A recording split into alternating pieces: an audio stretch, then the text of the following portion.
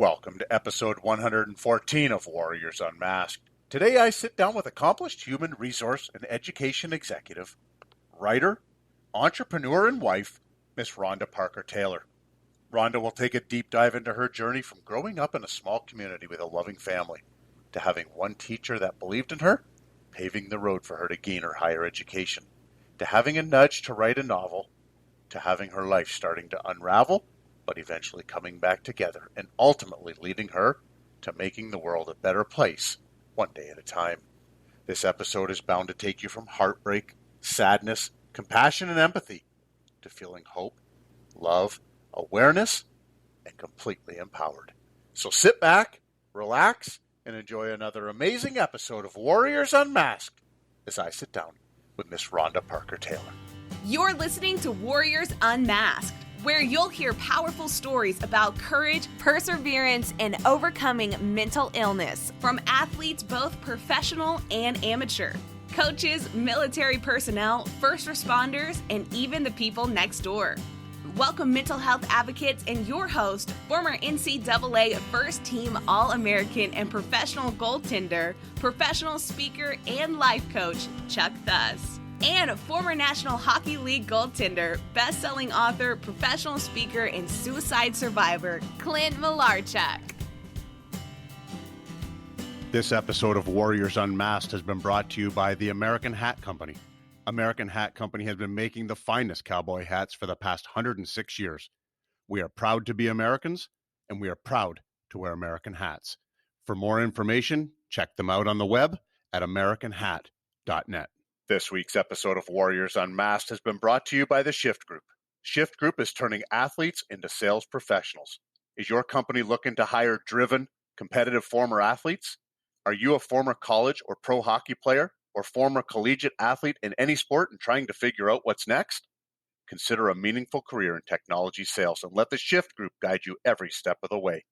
Reach out to them directly at www.shiftgroup.io or email them directly at jr@shiftgroup.io to get started today.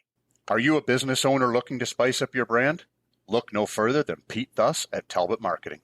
Pete can help you with all your promotional product and corporate apparel needs. From pens to tumblers and polos to jackets, Talbot Marketing is your one-stop shop for anything you need branded with your logo. Reach out to Pete today at 519-494-7629. Welcome accomplished human resource and education executive, writer, entrepreneur, and wife, Miss Rhonda Parker Taylor. Rhonda, welcome to Warriors Unmasked. It's a true pleasure to have you on the show today, so thank you. And thank you for having me. I can't wait for an engaging discussion that hopefully will enlighten not only us as we talk and have fellowship, but also the listeners too. And maybe it will add something that just might make them think a little Absolutely. bit. And I couldn't have said that better. And that's exactly what I'm looking for as well.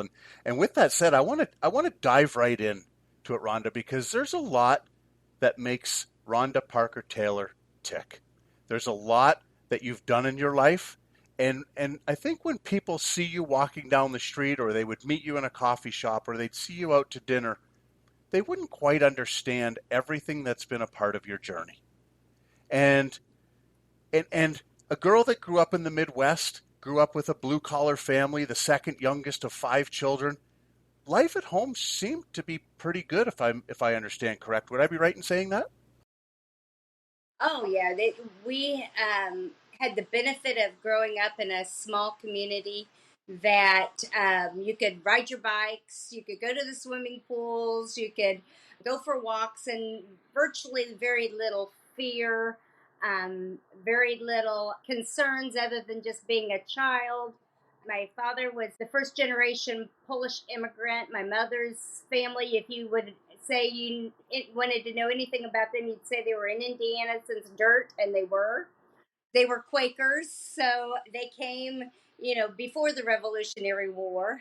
So we had a very quiet community. Our family life was about holidays, but everybody's life has some kind of challenge and adversity, even when things are good. And as I hear you explain the way you grew up, Rhonda, it sounds so much like the way I grew up. We grew up in a very small village. We had under 500 people in the village that I grew up in. I can't tell you how many times my mom left the keys hanging in the door overnight or all day while they were gone to their work where my parents were self-employed. We used to come home, throw our books in the house, go ride bikes.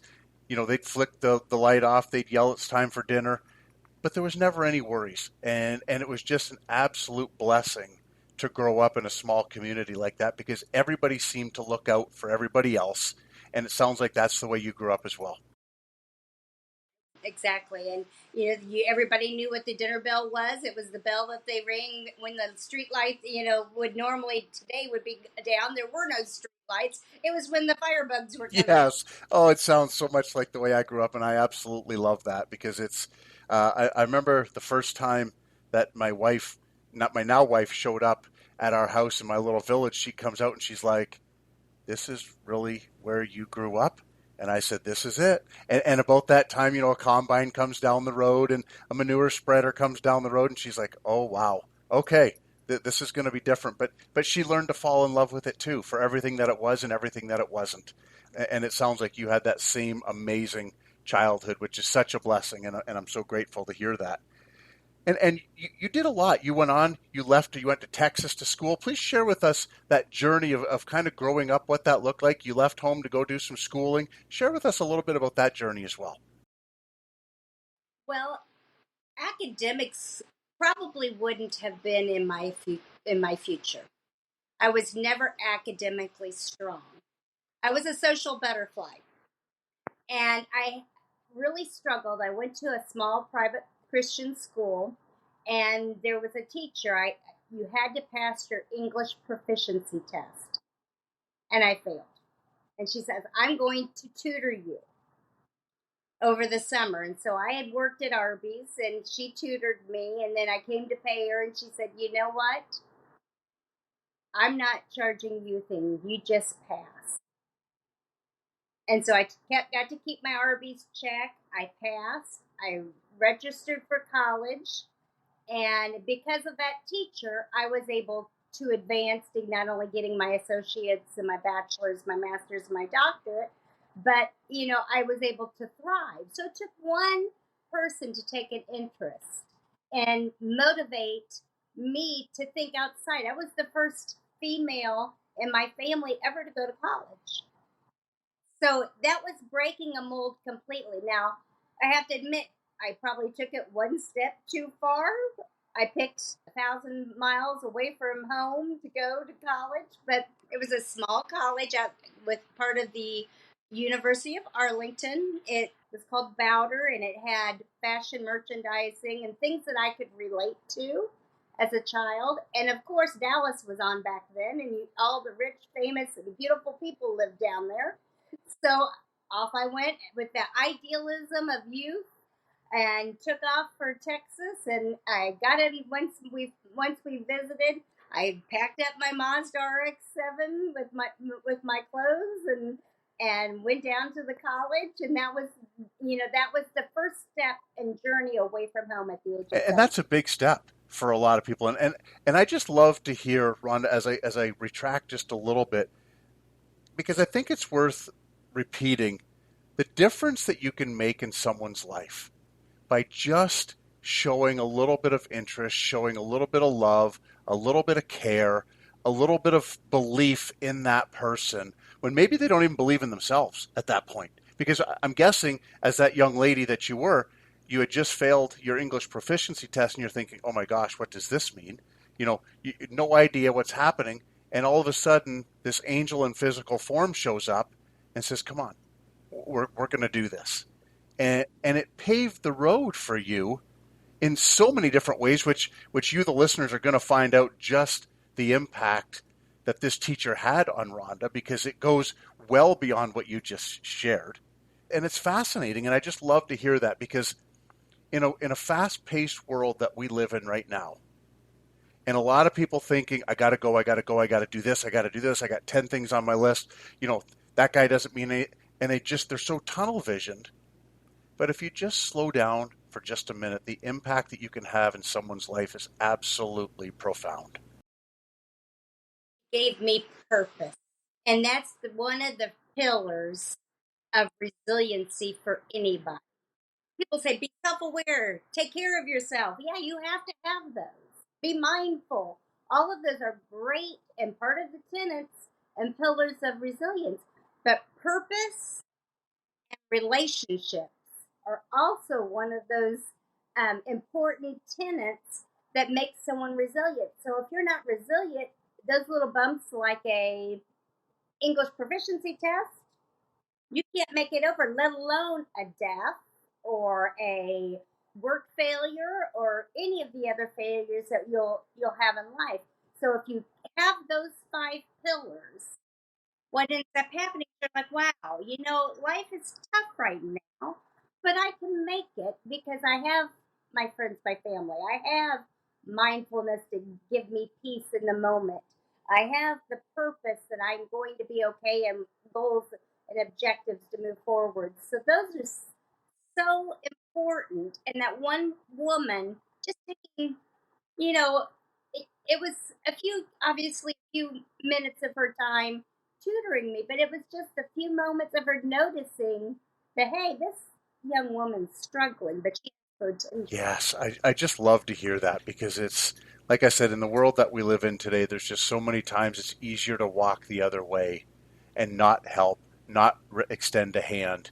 And like you said, the teacher that extended her hand, her time, her heart to you really changed the path of your life and made a huge impact. And it warms my heart to hear that because those types of people, for me, there's a special place up above when they do that and they make that sort of an impact. So thank you for sharing that. So after you go to Texas, everything was pretty good. I think you return back to the Midwest and share with us about that and some of the other things that you had, and you started a project at that point. I think in about 2002 you started a project. Share a little bit about all that process as well. So Texas was wonderful. I love the state. I love the people. But it was big. I was small. I realized how I was a big fish in a small pond that tried to jump into the big lake. And it made it very difficult to excel to the point that I wanted to. So I did come back to the Midwest. And during that period, I was having success in a business environment because that's what my academic background's in is business. And I started working on my master's, but I found that I was working in a company that was wonderful. I had the wonderful mentors there, but everybody was in their 40s. So that meant being upward mobile was not really that big of an option at that point in my life. So I was like, you know what? I want to perfect something that means more than just numbers being in business. And that was I wanted to write a novel. I wanted to prove that I could write a great fiction novel. It was motivated by my community service of seeing how so many times the system is what people are leaning for, but the system is what's failing them. And at the same time, that's not really what's holding them back. So we might blame the fact that the crime watch can't get the police to show up. Or we might blame the fact that there's drug dealers in our neighborhood. Or we might blame the fact that the judge in Crossroads, the judge gives out the foreman's name when she reads the verdict in a murder trial. And the main protagonist is obviously devastated. These people now know her name and can find her back. It's a book written in the 2000s, so phone books still exist. And they would all they'd have to do, and there was no such thing as blocking your number, so all they had to do is look for her. But really what happens in this novel is, as everything's falling apart, she's reevaluating her whole life circumstance, the people that she's aligned herself with, the life that she's put herself in. Meanwhile, people are getting sick, dying. She doesn't know that she's the target, and nobody seems to be able to figure out what's going on. Is it the people in the trial? Is it someone in her life? Is it someone that's jealous? And so I wrote this novel as a self-reflection of what happens when our life is imbalanced. What happens when we're not paying attention to who we are aligning? What happens when the system fails us? All those questions are very valid questions that we are still asking today, even though it was written in 2000, because it's something that we're facing. What happens? Why aren't we addressing issues? And part of it is we keep our eyes closed and we're chasing things that really may not even matter, whether it be money, power, it could be anything. We're chasing the wrong thing. And interestingly enough, Rhonda, even though you started that book in 2002, I believe, it wasn't published right away. And the name of the book being Crossroads, which we're going to get to and speak in great detail about shortly. But the reason that it wasn't published right away was your life sort of came to its own crossroads. Right. I was to a publisher, and at that point in time, the book was done. It had been edited. We're ready.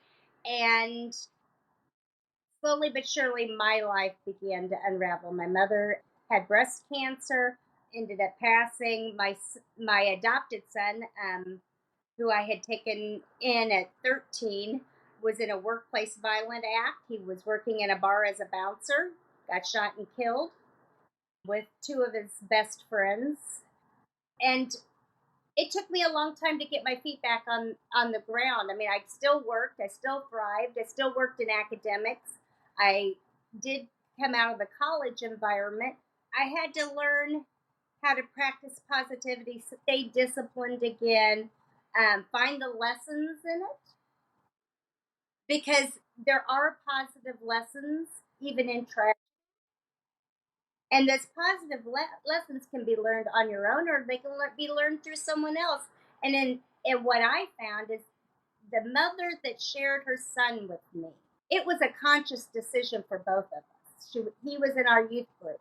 He was in a bad school district. He was an excellent athlete. He was being seen by top 10 schools. He could play both basketball and football. But he had challenges. He had challenges with attitude. He had challenges with keeping he thought he was the Reggie Miller of Hamilton Southeastern, and thought he could run his mouth. And so he needed a better opportunity. And then he ended up getting into an altercation in the school system that he was in, where a young man broke his hand, and she was afraid to send him back to school. I said, bring him to me. We'll take care of it from here. And so she was in a point in her life with adversity, and she was able to go get her master's in divinity. Well, I took the reins of the day-to-day for a little while, and we together worked it out. We're still friends today. We raised him. He had a couple of children before he passed, and the blessing and the lessons learned is people can get through tragedy together, and they can share their blessings together. She shared her son with me. What a remarkable thing for a mother to say, you know what, I just want my son to be safe. Granted, in the end, society still had another life for him. But at the same time, we know that he had a successful life. And, we did the best that we could. We can't help someone coming back after you've put him out of a club. But we can raise his children, and we can continue that bond through life and be good people to the people around us. That's amazing. I can't even imagine as a parent myself giving my child up like this lady did, even though it was to you, and I'm sure that there was opportunities for them to see each other, but you're still letting go in order for your child to have a better life than you can offer them. And I can't imagine what that decision was like. And as I hear you say all the things that you went through, Rhonda, it's hard for me to wrap my head around. I know you lost your mother to breast cancer. I lost my mother about a year ago to cancer as well, to leukemia. So I have a really good idea what that is all about. But to go through a divorce, lose your mother, then lose your adopted son. How did you find the courage, the strength to just keep going and put one foot in front of the other? Because this seemed to happen in a very short, relatively short period of time that you went through all of this tragedy. And I know that somewhere today that someone is listening to this and they're thinking, oh my gosh, this lady she is speaking my life. I have lost this person. This just happened. This just happened. And I'm looking for somehow, some way to keep going. How did Rhonda keep going through all of that? One of my favorite sayings is, put one foot in front of the other, and soon you'll be walking out that door. The one thing that always I tried to do is find 1 second of something that helped keep that sanity in order. One time it might have been a crack in the ceiling. When the house is settled, I traced that crack all the way to the ceiling. Just enough to give me that 1 second in time that you need to pull it together emotionally and don't give up. If you give up, you give in, you don't deal with the sadness, you let it block your joy. There is joy in tragedy. Well, this actually happened. I was going to care for my father, and I sat at a light, and a red-winged blackbird flew down on my passenger side and sat there. And I was afraid to start moving, but I had to move. And I sat there, I snapped a shot of it with my camera, my phone, and I kept driving, hoping, please, bird, don't get her. Please, bird, don't get her. And he rode for a good mile with me before he flew off. And then I went in to tell my father, and he said, you know what? That's my favorite bird. And I was like, oh my goodness. It was almost like that moment brought me into some joy that I was sharing a moment that I had with my father, but it ended up being his favorite bird. So now, to this day, every time I see a red-ringed blackbird, even though he's no longer with me, I think, there's my father and his family. They've come to visit me today. So you find something, it could be anything, that engages the pleasure back in your soul, even if it's only for a moment of going out and getting some sunshine to get some vitamin D because your body needs it. That may be the only moment you You know, have. I love that perspective, Rhonda, because it's very easy to drown in the sorrow that we're going through. And it would have been very easy for you as you lost your mother, you got divorced, you lost your adopted son, and all the other things that were going on. It would have been easy for you to throw your hands up and say, I can't do this. I'm out. I'm done. I'm going to give up because I just can't seem to keep going. But you found that strength, you found that courage to keep going, and I commend you for that, because that is hard to do at times. It is. And the one thing that I would caution viewers is, when you're at your weakest, others will also exploit the weakness. So you have to have discernment in your relationships and in your thought process and how you handle your movements, because if you don't, there could be another tragedy or another event that prevents you from healing because you're distracted by their agenda for you.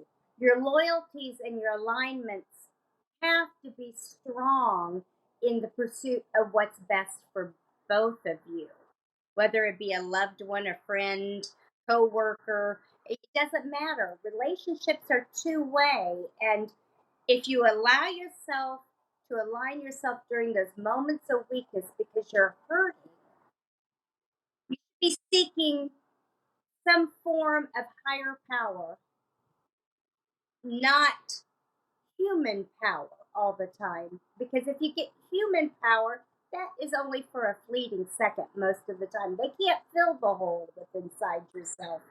You have to often just decide that what you want is the meaning of life and the lessons learned, and pull yourself with guided individuals, not individuals that may not have your best intentions in mind. I mean, it could be that they want you to buy their dinner every night. It could be anything, you know. It doesn't have to be completely terrible intentions, but you have to realize, and you can't drain their soul either.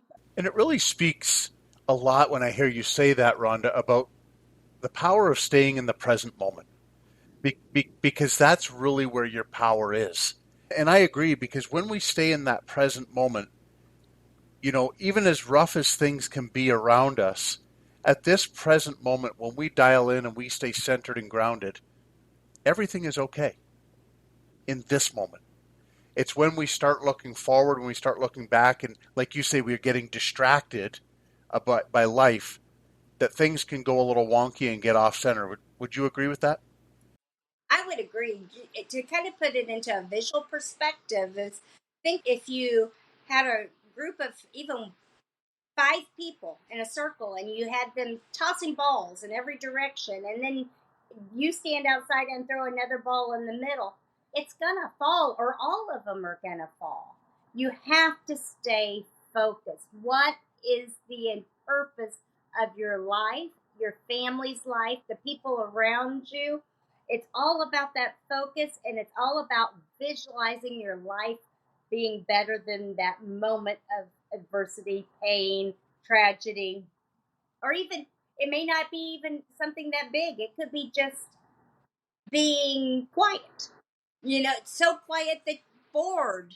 You know, then you want to throw balls all over the place. Just to, you visualize that your life has focus, has intention and purpose, and make those steps so that if boredom does hit, guess what? You have a plan to get yourself out of it. We all go through moods. We all have moments. Just stay disciplined in what your thoughts are and what you want for yourself and what you want for your loved ones. I absolutely love that, Rhonda. As I work with all my athletes that are in my coaching business, I talk often about the exact same things that you're talking about. Stay present moment, maintain your power, visualize what you want for yourself and your life, and continue to work in that direction. And there's so much power in maintaining your power, because when you give it away is when you start to fall victim, like you talked about. And then it's their fault. They're creating, they're not making me happy. And all of these things, and you start to give that away. And before you know it, you get into a black hole really, really fast, especially when you go through the traumas like you have. And, practicing that positivity and practicing some protectionism of yourself. A lot of times, especially women are raised this, but men too, that it's not okay to say no, or to say that's not the best move for me, or, I'm not really into that, whatever it may be. You have to have positive self talk and firmness in your beliefs of what's right and wrong for you. Doesn't mean judge anybody for their decisions, because you know what? They're in a different phase of their lives. But practice those positivities and to help you empower your own beliefs and values to become who you're supposed to be. I absolutely love that. Thank you for sharing that. That's if you the listener get anything out of today's conversation with Rhonda, take that piece right there, because rewind it, do what you have to do, take notes, but that was incredibly empowering. So thank you, Rhonda, for sharing that. And through all of the tragedy that you went through, you learned some great lessons. It was about a 10-year span, if I'm correct when I say that. But you learned a lot of lessons through that. And you've shared many times already in our conversation that through tragedy, there's silver linings. And share some more of those silver linings. I know that you learned how to balance your life. You looked at family and career. Share a little bit more how you were able to navigate and start to look for some of those silver linings through all the things that you were going through. Well, the first thing that I had to do is I had to look at me. Some of the adversity, I would say 50%, we'll just say 50-50, were decisions I made. Another 50% were decisions other people had made that caused trauma in my life, or events that had happened, whether it be a death of a loved one. You don't have power over that. But I had to look at me and how I was building self. And I had to say, okay, Rhonda, you can't expect somebody else to fix this because they're not going to. It doesn't matter if you have the best siblings in the world. It doesn't matter if you have the best parents in the world. It doesn't matter if you have the worst. It doesn't matter if you have the best friends. Although, I feel like I do have great friends and family. Only person that knows really what's going on is you. Make that list. What is it that you're doing right? What is it that you're doing wrong? What is it that needs change? What is it that you say? And in that process, you can't change everything overnight. You don't change, first of all, unless you have to. I mean, it's human nature to say, "I'm not changing until you play the game of Uncle, and the world has already got your knuckles red, burning, and aching." So you're not going to change until that happens. But which one is the one that needs to go first? Prioritize it. Which one's the one that needs to be fixed first? Which one can you fix? Which one can't you fix? Those are questions that you have to ask. And in that contemplation, find your meaning again. Because when most of the time during all the different things that happen, is we forget to contemplate who we really are. My father always had said that if it's meant to be, it's up to me. Usually we think of that in regards to, accomplishing something. Maybe, a new business project or something. But if it's meant for you to have a relationship that is loving and caring, it's up to you. You have to be loving and caring. If you're giving loving and caring and the other person's not, then that's where you have to evaluate something else. If it's meant to be, it's up to you. If you want to deal with your grief, then deal with your grief. That doesn't mean get rid of the memories. That doesn't mean that you're betraying that person. To this day, of course, I miss all my loved ones that I've lost. But at the same time, I realize that I'm intended to live. And in that focusing of understanding that life was given to me, I am lucky to have those people's memories in their life, and I can celebrate them still every day. I have a steak on D'Angelo's birthday every year because that's what he wanted. I have Chinese with my mother, and a payday gets taken to her grave because she never ate them, of course, but she loved them. And people will tell me the squirrels are eating them, but guess what? I think she's sneaking them just like she had them in her death. And you just find ways of celebrating those people that you love and even the losses, because if you're a spiritual person, it doesn't matter which religion that you believe in, there's always something in the religious text that says, "Another let the God of your choice handle things, and He will restore you." I guarantee everything ever taken from me was given back to me, and probably 10, 20 fold in different ways, up to even a coat that got stolen. One day, another friend came in and said, "Hey, someone just gave this to me to give to you," and it was almost a duplicate of the coat. So find those moments, find those people, and just keep pushing. Or as Frosty the Snowman says, put one foot in front of the other until you're out the door. I love that, Rhonda, and thank you for sharing that. And you made so many points there that I want to kind of reflect back on, because I think one of the hardest things to do, but I really do believe that there's a correlation with the mental health crisis that we're in today, and I want your feedback on this, but the mental health crisis that we're in today, really, there's a correlation between what you just said, that look at me. If it's going to be, it's up to me, and building of self, which I absolutely loved, and someone else can't fix this. Whatever's going on. And I think what we've done to a large degree in society, and this is my opinion only, you can yell at me, listeners, whatever you want, but I think we've given our power away and we want everyone else to fix it for us. or we want this magic pill to make me happy, or and we haven't dealt with our grief like you're talking about, or we're looking for someone else to make us happy, or that jerk over there, he did this to me, and so you carry this grudge. That guy doesn't know that you're carrying the grudge. And you go to bed upset, you get anxious because of what he's done, you get depressed of what's happened, and all of a sudden you get in this hamster wheel that you can't get out of because you've given your power to everybody else. And instead, like you just said, let's bring it back internal. If it's going to be, it's up to me. If I'm going to be happy, that's up to me. If I'm going to grieve and I'm going to get through this, that's up to me. If I need to fix something because I'm maybe going in the wrong direction or I don't like the direction I'm going, that's up to me. Do you see that correlation that I'm kind of picking up? And I'd love your thoughts on that. Well, first of all, I would say that is correct. Every day is supposed to be great. And what that means is, yes, you can go to professionals. I want people to go to professionals if they need someone to help them find the steps, because sometimes you don't know where the steps are and you don't know how to prioritize, but you have to take the steps. If you take the steps, you're going to get somewhere. It's a passion of mine that I spend as much time with my loved ones as I can.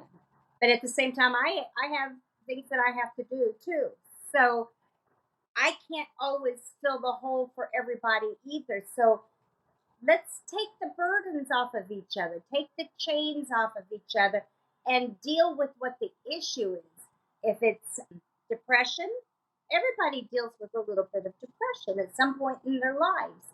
If it's anxiety, what coping mechanisms can you identify that can bring down that temperature? If you bring down the temperature, then you can start addressing the real problems. Yes, emotions can get away from you. I did a study on emotional intelligence for my academics, and being able to handle your emotions is one of the top things of success, more important than IQ. But that's also the same thing with dealing with adversity or any other kind of problem. If you have to identify that there's a problem, you have to identify the emotions associated, you have to identify how others are handling those emotions, and then deal with it. You have to have some empathy in that process to say, okay, let's slow down, take the temperature down, and what if it's an individual problem? Okay, these are the steps. I'm feeling anxious. I'm feeling depressed. But really, that's a symptom of whatever the problem is. Is it that you don't feel successful? Is it that you are going through a rocky relationship? Is it that you maybe you're getting older and you don't like the process that your body's going through? I hate the aches and pains. I hate them. I hate that I have to watch my carbs and my sugars because I'm diabetic now. I mean, where did that come from? That makes you moody. If you're not monitoring and practicing all these resilience pillars, what ends up happening is you're at whim even to your own health. I went through a phase like that. I went through the phase of, okay, I just don't care, and I was just eating whatever, and came out of diabetic. Okay, now what are you going to do about it? Okay, I guess I have to change, and it's up to me. No, nobody can tell me, that no one's going to take the ice cream out of my mouth at night. Nobody's going to, but it's up to me to make the changes or make me walk. One of the most humiliating things as a woman is I was getting sciatica and, in my back because I spent a lot of time at the computer. And of course, husbands always have the right thing. Says your butt's going to turn into a chair. So one day I'm like Googling, okay, what is this muscle that's hurting so bad? And it was a perforamus, and it said, butt wasting away. What does that tell you? Get up off your butt and do something about it before you waste away, And I had to really decide, okay, what is best for me? And what was best for me is make sure I'm walking, make sure I get back into that life balance, get right back into it. We always fall off. but get right back on. But get right back on. And I love that too, Rhonda, and I agree with you 100% that if you need to see the professionals, go see them because they can help you start that journey. They can get the wheels motion, but it's up to you to do it. It's up to you. You hold that power to do it. And if it's going to be, it's up to me. That's one of those sayings that I use often myself, and I love how you said that. So, your book, Crossroads, it started in 2002. It took about a 10-year hiatus. Share with a little bit how that got back going. It's been recently released in February of 2023, so I encourage you, the listeners, to please go find it. And Rhonda's going to share with us where we can find it, but share that part of the journey as well, Rhonda, because you could have very easily just left it on the shelf. After all you went through, all the trauma, you probably looked at it several times through in that 10-year period and were just like, ugh, yeah, not right now. It's not the time. But eventually it was. So share that with us as well because it's fascinating. And that was exactly how it went. I finished it. I was so happy going to conferences, and my life started unfolding. And I just couldn't keep it together. I couldn't keep on pursuing it. Of course, you have to work to eat. And I just kept carrying it around with me. One day, and then I carry it to the next place. One day, and I never gave up on the dream, but I never completely committed to it like I wanted to either, because I just had to make myself vulnerable again to the world.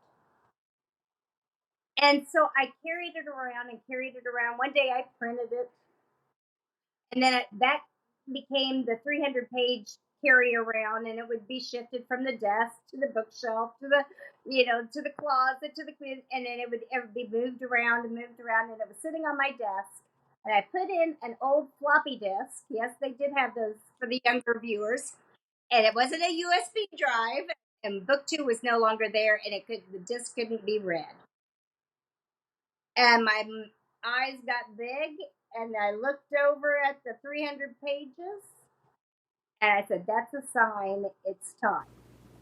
Wow. Your heart had to have fallen out, did it? Yep. So I got up, and I started talking to people, and I said, okay, which approach am I going to do? How am I going to do it? And I realized that's another crossroads. Every time there's change in a person's life, it's a crossroads. It could be a good crossroads, it could be a bad crossroads, it could have good and bad, but it's no different than looking at a railroad track that's going 2 different directions, and the train has to decide. That was a deciding moment again. Are you going to wait and say, I should have? Or are you going to wait and find out in death that someone finds it in their closet? Or and maybe does something with it, or maybe throws it away. Crossroads is a journey for anybody. It reflects on how you're making this. Yes, it's a fiction. Yes, it's suspense. Yes, it's intended to just make you think. But it's about life. It's about where we put our core values. The main character's core value was work. If you're from the Midwest, you know how important you are born to work. Whether it be on the farm, if you're 3 years old, you're carrying the hose out. If your dad works in the steel plant, you're bagging feet. And then you learn how to bend steel. Yes, I've bent steel. I worked on paint lines. You do these things. It's part of your core. So obviously, my character's core value was work. And when you're focused so hard on one thing, sometimes you miss the silver linings that you ask about. You miss the joy of, the sun that day, or, having lunch with a friend. So sometimes you have to back up and say, what is my purpose, and how are we going to handle life from here on out? I love that message, and I love that how you say just that. You have to have boundaries. Sometimes you have to figure it out as we go, because that's really what life is all about, right? And I think it's Garth Brooks that often says, life's a dance, we learn as we go. There's kind of a manual of a little bit of understanding of maybe some things that we're going to go through, But this is a journey that each one of us, it's different. And it's we figure it out as we go. And where can our listeners find your book, Rhonda? So, Crossroads can be found on Amazon, BAM, or Barnes and Noble. I do have, if you're a Chicago listener, I have a Chicago book signing June 17th at the Barnes and Noble Skokie. Indianapolis, it's June 24th at Keystone at the Crossing. And you can also look me up on the web. My website is Rhonda with an H, ParkerTaylor.com. Same thing with Facebook, Twitter, and Instagram. They all follow the same though, Rhonda Parker Taylor. I would love to engage with people. I love hearing people's comments about the things they learned about themselves or what they, thought about the book. And then I am working on a life balance workbook for people that might, that should be out soon. That for people that just need, hey, I need to figure this all out. So it's a short guide to be able to help others learn some of the lessons by just reflection. Yes, and reflection can be so incredibly empowering, powerful. It can hurt, but it can empower you. It can encourage you. It can do a lot of different things. And if you're willing to reflect and look inside, boy, there's a lot of lessons there, a lot of lessons, and a lot of growth. Because only you know what's best for you. It goes back to the same thing of if it's meant to me, it's up to me. But you know what's best for you. Yes, and a lot of times your heart will tell you. Yes, I can't tell anybody what's best for them. I can tell them my thoughts, or I can tell them what worked for me. But everybody's purpose is different. My father would never be a psychiatrist, but somebody's purpose is a psychiatrist. Somebody's purpose is a nurse or a teacher. You find your purpose when you reflect on who you are and what makes you happy and brings you joy. Yes. Well, Rhonda, before we let you go, this has been absolutely amazing, and I just love how you've opened your heart to us. And before we go, I want to remind our listeners quickly to go to warriorsunmasked.com, where you can listen to this episode with Rhonda and all other episodes, past and the future ones. And you can also listen on every major podcast platform. And when you listen on Apple, go to that top right corner and hit the plus sign so that you never miss an episode of Warriors Unmasked, just like this one with Rhonda today. There's been just so many bits of gold that you've shared. You've really filled my heart today, and you've given me a lot to contemplate as I sit back tonight, and I'm going to read my book, which I often love to do at night. I love to read, but you're going to give me a lot to contemplate. Because it's about reflection. It's about me. What can I learn about me where I am right now? What do I need to change? And somebody somewhere, Rhonda, is listening to you and I have this conversation, maybe in their car, at their desk at work. They probably took a pause if they are at work, and hopefully their boss hasn't come along and said, get back to work. But they're really starting to do some inner reflection. If you could sit across from that person today, as they have this tug of war going on inside of them. What should I do? How should I do it? What would you say to that person today to encourage them? Whether maybe they're going up against something, they've been through some traumas like you and I have been. Maybe they're feeling a little defeated. Maybe the past isn't quite as good as they had hoped it is. And maybe the future's not looking quite as bright. If you could have that conversation, what would you share with that person today? Don't give up. Love yourself. Find the lesson and work on your skills in you. Others can come along the way, but the main thing is to elevate yourself and your spiritual, mental, emotional health to a point that resiliency is not a problem for you anymore. You want to build a resilient life that can maintain good, bad, happiness, sadness, and the only way is if you're strong. You have to be strong. And getting the strength is one moment at a time. If you get to a point that you just don't know what to do, just take one moment, one thing. It could be making a dinner that's healthy. It can take whatever that's going to bring that one grand moment of peace to you. It could be sitting in a quiet room, whatever that one moment to pull one item out and say, okay, this is what we're going to handle today. It might be a junk drawer of bills. No, you've been behind, you lost your job, and you've been throwing all the bills in a drawer. Get rid of all the duplications. It won't be so overwhelming if the 20, 30 letters are only 10. Pull one thing at a time, and then stay disciplined and focused to yourself, because nobody else can do it for you. Rhonda Parker Taylor, those are some wise words. And amongst all the ones that they were all wise, and the one that rings true to me because it's a journey that I've been on for 51 years is love yourself. Because when you love yourself, it's amazing the things that you can do. And it's amazing the perspective that will change. And I thank you for that.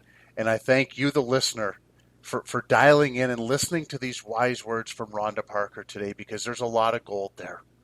And Rhonda, you have a bright light that you're shining. And I want to encourage you to continue to shine that light, because the world needs everything that you have to offer. And the world needs to hear your message. The world needs to know that if you just love yourself, and if it's going to be, it's up to me, this world can be a different place in a matter of days, weeks, and months and years. And it would be a better place for all of us to live in.